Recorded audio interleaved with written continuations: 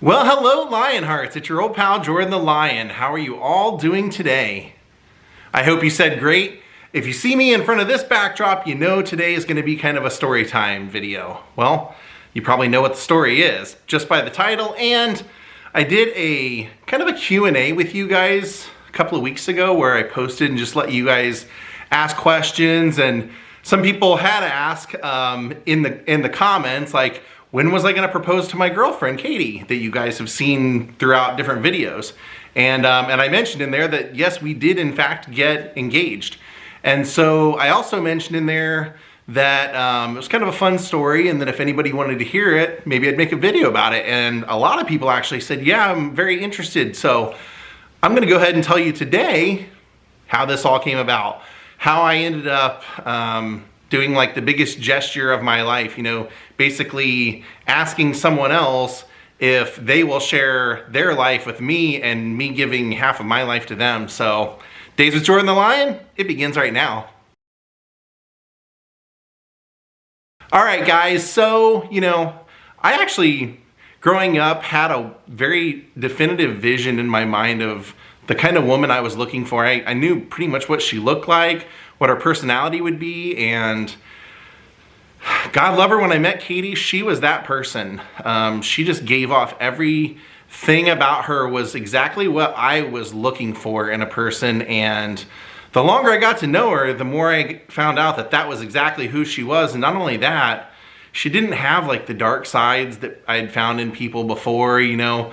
I've been with Katie for quite some time now, and I felt like over this amount of time, and after all the traveling I do and our crazy schedules and stuff together, I've just kind of put her through the ringer as far as situations that you can be in, and she's always the same person that you guys see on camera. She's never mad, she's never angry, or she never says anything hateful or anything like that. She's just a happy, go with the flow, sweet, nice, wants to help people out kind of person. And like I said, over the time that we've been together, you know, my growing up, I always kind of thought like, I'd love to have a kid. And then as I lived in Hollywood and started like kind of trying to fulfill my dream and stuff, I kind of realized that that's not really what I wanted. And I didn't even actually think that I would ever find the kind of woman I was looking for, so I wasn't really that interested in getting married or anything. When I turned 35, I started this channel, and for about the first year, I really had to do a lot of things to make ends meet, like as far as side jobs and catering gigs and extra work for acting and audition for commercials and different things like that. I was doing so much stuff that when about a year and a half came around and I could actually live off this channel, I just looked at it as such a freaking blessing by God that I just said, you know what, this is my calling. I'm just gonna throw everything into this. And so when I met Katie, you know, it stands to reason that she had seen my channel before. She didn't know who I was, and she wasn't a groupie or anything like that, but she liked what I did, and she loved history and things like that. So she did know that doing this channel was a huge part and passion of my life. And so throughout our time, I feel like you can tell people things like that, but that doesn't necessarily mean when they're put in the situation of not seeing you for 3 weeks because you're traveling, making videos, and you guys talk at night on the phone or whatever, or you FaceTime or whatever, but you don't know what they're doing during the day. It's an amazing amount of trust to put in someone. It's an amazing amount of, you know, I don't know, just asking someone to be there when you get back. And throughout our time together, she has known me. She knows my love for Waylon Jennings music, and she put 2 and 2 together that I had this Waylon Jennings outlaw adventurous heart. And knowing that that's who I am, she's told me, you know, for a long time, I'll never stop you from doing what you want to do. I'll never stop you from going where you want to go. If there's something you want to go see, if there's something you want to go vlog, just go. All I ask is that you come back to me. And so I have definitely put her in that position several times where I've just decided, oh, this is happening, I gotta go, I'm gonna go. And to, you know, what's amazing about her is that sometimes she'll go, Do you want me to come too? Do you want me to see if I can arrange my schedule? See, the thing is, she has a job that she loves, that she's really good at. And even though she would love to travel around with me and do this all the time, she gets a very big sense of fulfillment from her job and what she does and helping people and things like that. It's just it's a part of what makes her who she is. Just like doing this makes me who I am. And so it took, you know, in my mind, it was going to take a lot. I was going to have to see a lot before I was ready to commit to a person. But I've been with Katie so long. We've been in so many of these situations that I just said, this year was the year that I wanted to do it. And right around probably the summertime, we just, you know, we were in stressful situations, but we never lost our cool with each other. In fact, we laughed through them. You know, we could do an 11-hour drive and it didn't, you know, we didn't lose our cool with each other. Like it's just a joy. Everything is a joy. So I was kind of thinking, how would I do this? You know, because all these kind of things go into play. I have to ask her father for permission. I have to do it in a memorable way. I want her to feel special. I did know, you know, we've talked throughout our time together, and I did know that she was interested in marrying me. She would say, like, you know, I hope someday that we get married or something. So we both had talked about, like, we were pretty sure, you know, to be honest, from the time I met her, I knew, I was like, if I'm ever going to marry anybody, it's this lady, as long as she is who she seems to be, and she certainly is. So I was trying to think, in my mind, because of our history together, I always kind of thought of two places would be special to propose to her. One of which being at Graceland, either like at the foot of the stairs inside Graceland, Elvis's home, or on the Lisa Marie Plain, I thought would be cool. Or the Surf Ballroom, because we've had great times at both places together. The history to both places mean a lot to us, and I was just kind of thinking that would be great, except knowing our schedule for the rest of the year, there was no way that I was going to be able to make that happen for us to end up at either of those places. And then I was kind of thinking, well, you know, maybe Mackinac Island when we're doing the Somewhere in Time video. And then as the time approached for us to go, and I mentioned the movie, she hadn't seen the movie.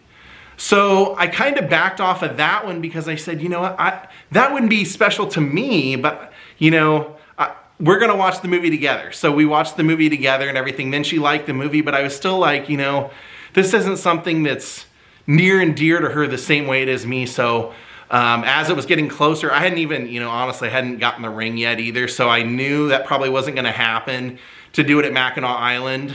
But part of the reason I didn't get the ring was because I wanted to ask her dad for permission. So basically what ended up happening was she and I went to visit her family, and I pulled her dad aside, who I've met several times. We always have a great rapport. We get along great. And I asked him if I could marry his daughter, and he said, yeah, you can. He said, take good care of her. And I was like, just, you know, overwhelmed. So I was kind of thinking, okay, now I can get a ring. I have her dad's permission. That's, you know, that's important. So I started shopping for a ring. And we had talked before because we like unique stuff. And so I remember I had asked her before, like, hey, would you, if I ever got an engagement ring, would you want like the white diamond, the normal diamond that everybody has, or would you want like a colored diamond, like a black diamond or a blue diamond or a pink diamond? Because they can really make diamonds in any color. It's kind of crazy. But she had said, you know, when she sees the color blue, that she thinks of me. So I'd always kept that in my mind, and I thought, you know, when I buy her an engagement ring, I'm gonna get it to where at least there's one blue diamond in that ring. And so I started looking around at various jewelry stores, places online, places where you could design your own rings and everything. I wasn't really finding anything that I particularly, like, nothing that was screaming out to me, this is her ring. And then I kind of got some ideas and contacted a place and was able to get pretty much exactly what I would want. And they were gonna be working on it for me. So they gave me a date and said, you know, basically we can get it to you around December 1st. And I was like, okay, dang, because we were gonna be going before that to Woodstock, Illinois, where they filmed Groundhog Day. We were gonna be going by the Christmas Story house. We were gonna be Cousin Eddie's RV. at the Castle Noel Museum. I'm like, oh man, all those places would have been great places to propose to her. However, I was on the road for 3 weeks straight at that time, so getting it mailed to me was gonna be tricky. I really only had 2 options. One being get it sent to my grandpa in Ohio, and I'll have to somehow swing by Ohio and pick it up, or based on when they were telling me they thought it was gonna be ready, I was like, oh, well, I'm gonna be in New York City right around that time, and I have one friend in New York City that I would trust with my life, which means I can trust him with my engagement ring. And so I contacted him and said, hey, can I get this shipped to you? It has to be signed for and everything. He goes, yeah, absolutely, because I live on the 2nd floor, and the 1st floor is a dentist's office, and they'll sign for it if I'm not here, so it'll be safe. So I went ahead, placed the order. We went and did all this fun stuff leading up to it, and every place we're going, I'm going, should I propose to her? Because my original thought then, you know, when I knew, hey, December 1st, she was actually going to be flying in December 1st to meet me in New York City for the final Kiss show. And I thought maybe Rockefeller Center, maybe at the Tree, like those kinds of things would be very, very special. So I kind of thought that's the time to do it. I got her dad's permission. I got the ring on the way. They're telling me it'll be delivered on the 1st. So I kind of set my sights on that. And then on my way to pick her up at the airport, I get a text message that says, hey, sorry, we had a delay. Your ring is shipping out today. You won't receive it today. And I go, oh no, oh no. Because when I looked at the tracking number, it was showing that the ring was going to arrive the day after she had to fly back to work. So I was like, oh man. And that's exactly what happened. Unfortunately, you know, as we walked around New York City, there really wasn't a place that stuck out at me as like a place that I felt like it should be done. There were so many people around Rockefeller Center and everything that it was just so crowded. You were kind of like getting pushed along because they were just, so I'm like, that wouldn't have been very memorable to do it there. And it was so cold and rainy, and you know, and even that was like a great reminder when we were there in New York City. It was just really crummy weather, windy and cold and rainy, and we were walking everywhere. And again, we didn't like snap at each other, not one like side comment, nothing. We just get along so perfect. And I was like, this is even more of a reason. If you can get along in New York City when it's just you two against the world, this is definitely the person for you. So I contacted my friend, said, hey, the ring is not going to be delivered on time. So the bummer of it was that I had a specific date after the concert that I had to be somewhere else, and I had 5 days to get there. So I'm following this ring on, I think they sent it FedEx or UPS, I forget. I was tracking it, and all of a sudden, instead of it being delivered on Monday, because my friend, I told him, he said, hey, they said it's going to be delivered on Monday. He goes, well, the only bad news to that is they don't deliver till like 4 or 5 o'clock in the afternoon. So I'm going, okay, well, then if that's the case, I'm going to have to hope that somebody signs for it, that we can get the ring, and I can get it that day and then leave, because I got to be to another place by Friday. And then I wake up the next day and I track just to double check to make sure it's going out for delivery, and it says being delivered on Tuesday. And I about snapped. I was like, you got to be kidding me. I'm going to have to leave, and he's going to have to now mail this somewhere else so that I can get this freaking ring before Christmas. Because I kind of decided at this point, well, now I'm going to have to propose to her around Christmas. And I had also thought, you know, we'll get into that, but I was thinking to myself, like, this would have been perfect. I could have just got it Monday, spent the night, woke up, and started driving from New York City to where I had to be the next morning. Well, that's what we didn't think was going to happen. But I was hanging out with that friend at his house, and all of a sudden he goes down to the dentist's office, comes back, and he's like, look what I got. I go, oh my God, you're kidding me. I open it up, and there it is. There's the engagement ring. But it was supposed to come with the wedding band that fits with it. So that wasn't there. And so I sent them an email and just said, hey, you guys forgot to send the wedding band. And they wrote back and said, oh no, it's in a second package. So I realized, oh, they only provided one tracking number, and that tracking number was for the second box. So that's why it showed up, the engagement ring showed up on the day that I really needed it to, but it wasn't looking like it was going to. So I get the ring, I take off, and this is how, you know, I wanted to do the engagement. I wanted to ask her in, you know, a really unique place. I thought, you know, we've done so much traveling together. We've seen so many cool things. What could I do that, you know, this close to, you know, I basically had 2 weeks and she was working part of those days. So I'm like, where can we go? What can I do to make this special? And it dawns on me, at Thanksgiving, we had drawn names in her family for Secret Santas, because Katie has a sister who is getting married this summer, and everybody just decided, you know, with it being a destination wedding and them having to pay for the wedding and all that stuff, that it just made sense that we would do Secret Santas and that everybody would just buy for one person instead of everybody. So when we drew Secret Santa names, I got Katie. I go, okay, that's the sign right there. That's the sign telling me what to do. So I will propose to her on Christmas Eve at her parents' house, because my thought was she's super close to her family, and if we can't do it like some gigantic place, you know, like Surf Ballroom, Graceland, we've been to both places, so it would be special to have it there and everything, but I thought, how often do parents get to see their daughter proposed to? And her parents are so cool that I said, you know, that's what I'm gonna do. Even though it's gonna be like so nerve-wracking for me, that's what I'll do. So I wrap up her present in like a big box so that when she opened it, she'd have to go through a lot of work to get to it. But I put it under the tree. We all had Christmas Eve dinner, and then we decided we're all gonna get together and start opening presents. And one member of the family was handing out the presents to everybody one at a time. The person would open it, and that's basically how we did it. And I kept watching, I'm going, are they ever gonna grab Katie's present and give it to her from me? Because I wrote to Katie from Secret Santa, and I just, you know, wrapped it when she wasn't around and put it under the tree when she didn't see. So lo and behold, it's like this amazing moment from God, but somehow the person handing out all the packages saves that one till last. Hands out every single one, then goes, oh, here's the last one. Katie, it's for you, and it's from Mom, meaning like Katie's mom.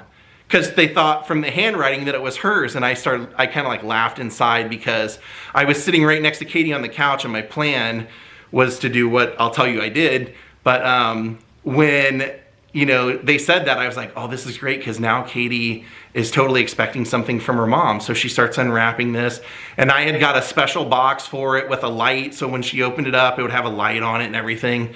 And so she starts opening it, and she sees it, and she's like, is it a watch? And then she pops it open, and as soon as she saw it, she started crying, and I got down on my knee and proposed to her, and she said, you know, of course she would marry me. So it was a Christmas Eve engagement. Yeah, it's weird, because I would have always thought I would have done like some grand place and everything, but like I said, she and I have been to so many great places that I feel like maybe I didn't need to do it that way, because it just didn't work out that way. And a lot of people don't get to go to destination places. They don't get to go on cool vacations or whatever. So doing it in one of those situations, you know, makes it extra special. But to me, I feel like just kind of me doing it with her family, and basically me asking to join the family, was like the best way. And everybody was happy. So yeah. Now I will say this. I don't plan on making my videos about the wedding, getting ready for the wedding, announcing the wedding. I don't even plan on vlogging the wedding. I do feel like this is one of those things that should just be an event for us to enjoy, and for me not to feel like I'm on camera or to work a camera and all that stuff. So I hope you'll all understand. But yeah, that's basically in a nutshell how I decided that I was ready, you know, to pick this person, and how I did it. The one and only time that I ever have to do this. I told her, I was like, you know, if anything happens to you, I know you'll haunt me anyway, so don't worry. I'm not gonna find anybody else, and if something happens to me, you know, it is what it is. So thank you all for watching. I hope you enjoyed this video. That pretty much is it. We'll see you next time. Have a great night, and goodbye.